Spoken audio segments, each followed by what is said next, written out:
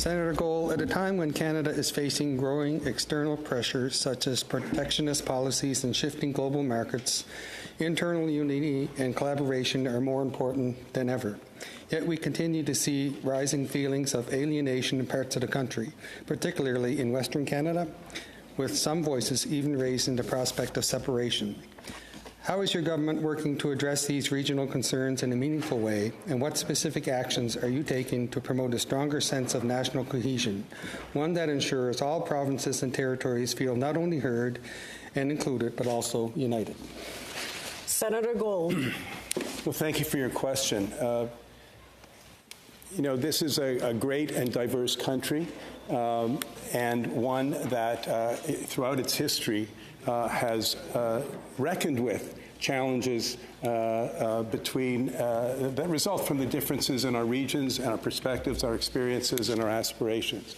The government is committed to working with leadership in the provinces, the territories, and Indigenous communities to make sure that all of its actions, the government's actions, whether it's with regard to the economy as a whole, whether it's regard to specific projects of national importance, are done so not only proper consultation, input, and engagement of those stakeholders, but also of communities, individuals, businesses, and the like, to make sure that all voices are heard and that the economy, again, to paraphrase the words of the Prime Minister, is as strong as it can be, but it'll only be as strong as it can be if it works to the benefit of all Canadians, and that includes all of the regions of our country as well.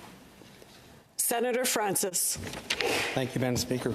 Senator Gold, yesterday's speech from the throne noted that, and I quote, "When Canadians come together, Canada builds things that last," end of quote.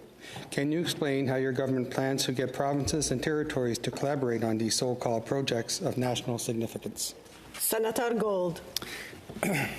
Well, thank you for your question. Look, my understanding is that the Prime Minister Carney, from the very beginning of his tenure as Prime Minister and even before the election, reached out to the leadership of provinces, territories, and Indigenous communities to engage them in the important work of nation building, because we are a great nation with a proud history, but all nations, all democracies especially, are works in progress, and we're at a pivotal moment, and this government is committed to working with its partners in the provinces, territories, and Indigenous leadership to make sure that those projects reflect the needs of communities and regions of this country.